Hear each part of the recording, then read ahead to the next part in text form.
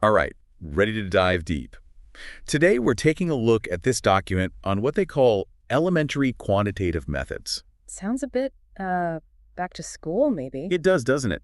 But actually, this stuff is way more relevant than you might think. We use it all the time without even realizing it. Oh, absolutely. Like when you're budgeting or figuring out how much paint to buy for your living room. Exactly. Or even just deciding if that buy one, get one half off deal is actually a good deal.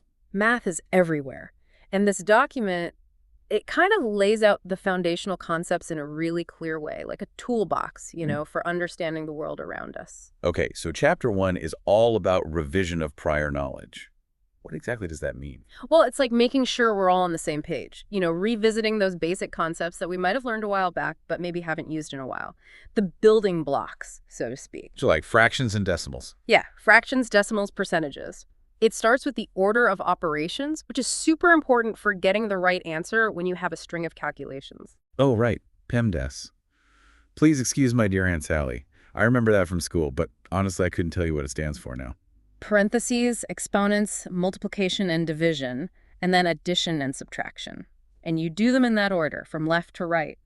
The document really emphasizes how those parentheses can change everything. Oh, right. Like that example, 2 times 3 plus 4 times 5. If you do it in the wrong order, you get a totally different answer. Exactly. The parentheses tell us which operations to do first, like a set of instructions. And then we've got variables, those letters that represent unknown value. Oh, those always seemed a bit mysterious to me. Like, why use letters when we can just use numbers? Well, variables let us write general formulas that can be applied to lots of different situations, like the formula for the area of a rectangle. Length times width. Right. We can use variables, L and W, to represent any length and width, so the formula works for any rectangle. Oh, I see. It's like a template for solving all kinds of problems. Exactly. And then we've got those laws of operations: commutative, associative, distributive. They sound fancy, but they're really just rules about how we can group and rearrange numbers when we're adding or multiplying. So, like, 2 plus 3 is the same as 3 plus 2? Exactly. That's the commutative law. It means we can swap the order of the numbers when we're adding or multiplying without changing the answer. Okay, that makes sense. But don't those rules always apply? Well, here's the thing. They don't always work for subtraction or division. The document gives some examples to illustrate that. Oh, right. Like 5 minus 2 is not the same as 2 minus 5. Exactly. Order matters when we're subtracting or dividing. And then we get into fractions, which can be a bit of a stumbling block for some folks. I'll admit, fractions were never my favorite. All those different types and rules for adding and subtracting, it felt like a whole other language. I get it, but the document breaks it down in a way that's easy to understand. It explains the difference between proper fractions, improper fractions, and mixed numbers, and how to convert between them. Okay, so proper fractions are less than 1, improper fractions are greater than or equal to 1, and mixed numbers have a whole number part and a fractional part. You got it. And then it explains how to add, subtract, multiply, and divide fractions. The key is to remember to simplify those fractions before you do any calculations. Simplify, like reduce them to their lowest terms. Exactly. It makes the calculations much easier to manage. And then we move on to powers and exponents, which are basically shorthand for repeated multiplications. Those little superscript numbers, right? Right, like 6 to the power of 4, which means 6 multiplied by itself 4 times. It's much easier than writing out 6 times 6 times 6 times 6, especially when you get into really large numbers. Oh, I see. It's all about efficiency. But what about those negative exponents? Those always trip me up. Think of negative exponents as reciprocals. Like 10 to the power of -2 is the same as 1 divided by 10 squared, which is 1 over 100. It's a way to represent really small numbers. Okay, reciprocals. Yeah. So it's like flipping the fraction. Exactly. And then we get into roots and radicals, which are basically the opposite of exponents. Like the square root of 9 is 3, because 3 times 3 equals 9. Oh, right. It's like asking what number multiplied by itself gives us this number. You got it. And the document explains how to find square roots, cube roots, and even higher order roots. And it connects roots back to exponents by introducing fractional exponents, which can be a bit mind-bending at first. Fractional exponents. That sounds complicated. It's not as bad as it sounds. Like, the square root of 9 can also be written as 9 to the power of 1/2. It's just another way to represent the same thing. Okay, so exponents and roots are like two sides of the same coin. Yeah. I'm starting to see the connections here. Exactly. And the document does a great job of highlighting those connections and showing how they can make solving equations much easier. This is already making my brain work. What else is packed into this foundational chapter? Well, we've got ratios, proportions, and percentages. They might seem basic, but they're incredibly useful for making sense of the world around us. Like figuring out how much tip to leave at a restaurant. Exactly, or comparing prices at the grocery store, or understanding election results. It's all about understanding how different quantities relate to each other. I'm starting to see how this all ties together. And then we move on to the number line. It's a simple concept, but so powerful for visualizing how numbers relate to each other. Positive numbers to the right, negative numbers to the left. Yeah, I remember that. It's like a mirror image. Exactly. And the document uses the number line to explain the rules for adding, subtracting, multiplying, and dividing positive and negative numbers. Those rules always seemed a bit arbitrary to me. The number line helps to make it much more intuitive. And then we get into some more advanced notation, like sigma notation and factorials. Sigma notation. That sounds intimidating. It might look a bit scary at first, but it's really just a shorthand way to represent the sum of a series of numbers. It saves us a lot of writing, especially when we're dealing with long sums. Okay, so it's all about efficiency. And factorials, those are the ones with the exclamation marks, right? You got it. Like 5 factorial, written as 5 with an exclamation mark, means 5 times 4 times 3 times 2 times 1. They're super useful for counting and probability calculations. Like figuring out how many different ways you can arrange a deck of cards? Exactly. And then we delve into permutations and combinations, which are all about counting and arranging things in different ways. I always struggled to tell the difference between those two. The key is order.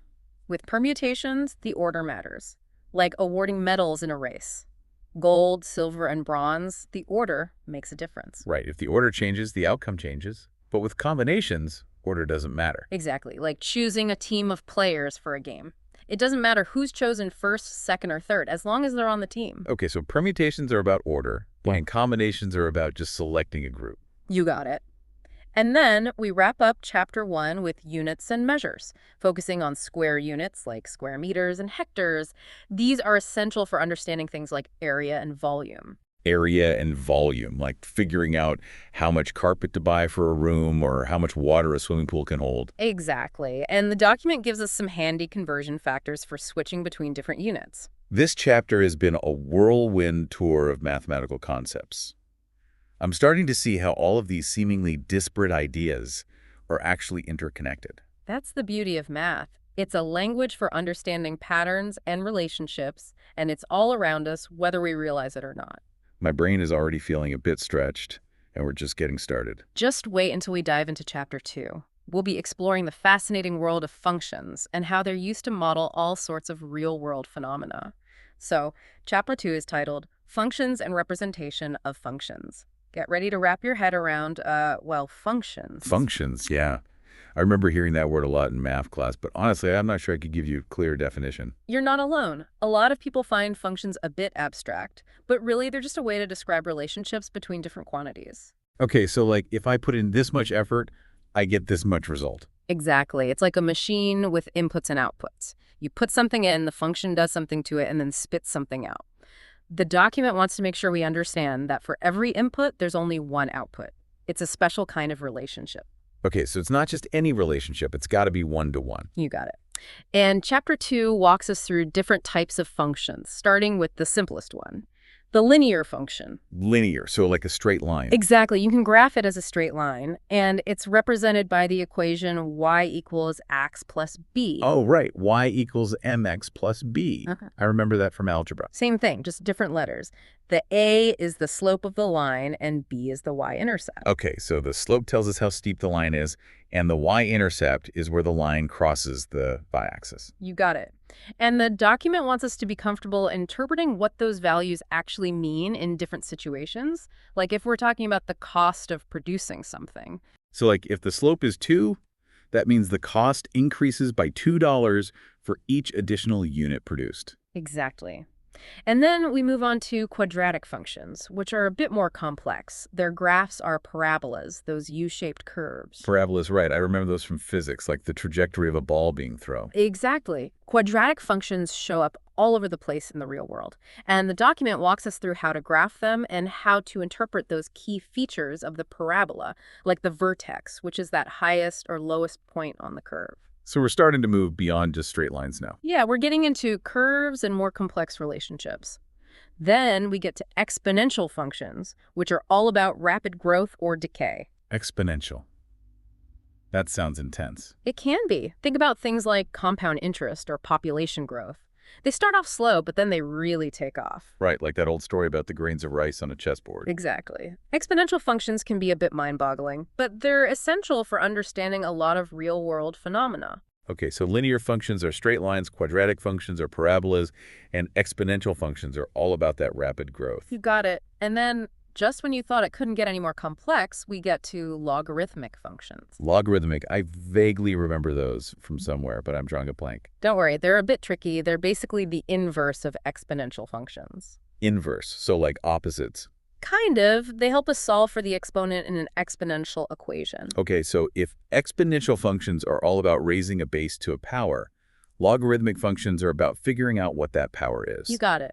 They might seem a bit abstract, but logarithmic functions have a ton of real-world applications, like in measuring earthquake intensity or calculating sound levels. Wow, this chapter is really expanding my understanding of how functions work and how they can be used to model all sorts of things in the real world. That's the power of mathematics. It gives us this language for describing and understanding the world around us, and Chapter 2 is laying the groundwork for even more exciting mathematical adventures to come. All right, Chapter 3, linear systems. This is where we get into solving for multiple unknowns, like those classic word problems. I know. Word problems, those always made my head spin a little. I hear ya. But don't worry, this document breaks it down in a way that's actually pretty easy to follow. It starts with linear equations, the ones with just one variable to solve for. Like 2x plus 5 equals 10. Exactly. And then it moves on to systems of linear equations, where you have two or more equations with two or more unknowns. So like figuring out the price of apples and oranges if you know the total cost of a bag of fruit and how many of each you bought. Exactly. And the document shows us two main ways to solve these systems: elimination and substitution. I vaguely remember those terms. Can you remind me how they work? Sure. Elimination is where you try to get rid of one of the variables by adding or subtracting the equations together. And the substitution is where you solve one equation for one variable and then plug that into the other equation. Oh, right. I'm starting to remember now. It's all about manipulating the equations to isolate those unknowns. You got it. And then the document throws a curveball: linear inequalities. Inequalities. Those are the ones with the greater than and less than symbols, right? Exactly. So instead of finding a single solution, you're looking for a range of values that satisfy the inequality. And the document shows us how to graph those solutions on a number line. The number line is back. It seems to be a pretty versatile tool. It is. It's a great way to visualize those solutions. And then it gets even more complex with systems of linear inequalities. So like multiple inequalities with multiple variables. Yep. And now the solution is represented by a whole region on a graph, not just a single point or a range on a number line. Wow, that's getting pretty advanced. It is. But the document walks us through it step by step, and it's actually pretty cool to see how those solutions play out visually. And then we move on to Chapter 4, Mathematics of Finance. Okay, finance. Now we're talking. This is where things start to get really practical. Right. This chapter is all about understanding those key concepts we need to manage our money wisely. It starts with simple interest, which is the most basic way to calculate interest on a loan or an investment. Simple interest. So like if I borrow $100 at a 5% interest rate for a year, I'll owe $5 in interest at the end of the year. Exactly. It's pretty straightforward. And then it introduces the concept of simple discount, which is a way to calculate interest up front and deduct it from the principal. So instead of paying interest at the end, you pay it at the beginning. Exactly. It's often used in short-term loans and discounting bills of exchange. I'm already starting to feel more financially savvy. That's the goal. And then it gets really interesting with compound interest. This is where interest starts earning interest, and your money can really start to grow. I've heard of the power of compound interest. It's like a snowball effect, right? Exactly. The document shows us how even a small initial investment can grow significantly over time thanks to the magic of compound interest. Okay, I'm definitely seeing the appeal of compound interest. What else is covered in this chapter? Well, it talks about the time value of money, which is the idea that money today is worth more than the same amount in the future. Because you could invest that money today and earn interest on it. Exactly. And then it introduces annuities, which are basically a series of equal payments made over time. Like mortgage payments or retirement savings plans. Exactly. Annuities can be a bit complex, but they're an essential tool for financial planning. And then it wraps up with amortization, which is the process of gradually paying off a loan over time. Amortization, right. I remember seeing those amortization tables for mortgages, showing how much of each payment goes toward interest and how much goes toward the principal. Exactly. Understanding amortization can help you make informed decisions about loans and mortgages. This chapter is a gold mine of financial knowledge. And then we dive into the world of data in Chapter 5, Collection, Presentation, and Description of Data. This is all about understanding how to collect, organize, and analyze data to make informed decisions. Data is everywhere these days. It feels like we're constantly being bombarded with statistics and charts and graphs. It's true. And this chapter gives us the tools to make sense of it all. It starts with data collection, talking about different sampling methods to ensure you're getting a representative sample of your population. Right, because you can't always survey everyone in a population. Exactly. And then it moves on to data presentation, exploring different ways to visually represent data using charts and graphs. Charts and graphs can be so helpful, but sometimes it can be confusing too. That's why it's important to understand the different types of charts and graphs and when to use them. The document explains all of that. So it's about choosing the right visual tool for the job. Exactly. And then we get into data description, using statistical measures like mean, median, and mode to describe the central tendency of the data.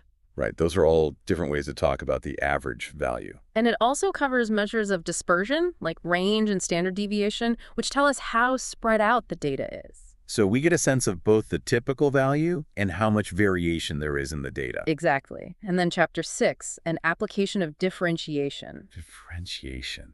That sounds like calculus. It is. But don't worry, this chapter keeps it pretty simple. It's all about applying the concept of differentiation to economics, specifically cost functions. Cost functions, like how much it costs to produce something. Exactly. And differentiation helps us analyze how those costs change at different production levels. It introduces the concept of marginal cost, which is the additional cost of producing one more unit. Oh, I see. So like if I bake one more cake, how much will that increase my total cost? Exactly. Marginal cost is a key concept in economics, and differentiation gives us a powerful tool for analyzing it. Wow, this document has taken us on a whirlwind tour of mathematical concepts. From basic arithmetic to calculus and finance and data analysis, I feel like I've learned so much. It's amazing how these seemingly abstract mathematical concepts have so many practical applications in our daily lives. From managing our money to understanding data to making informed decisions, math is everywhere. I think you've convinced me. Math is not just about memorizing formulas. It's about understanding the world around us. Thanks for guiding us through this fascinating deep dive. Absolutely. Keep those brain muscles working, folks, and until next time, happy calculating.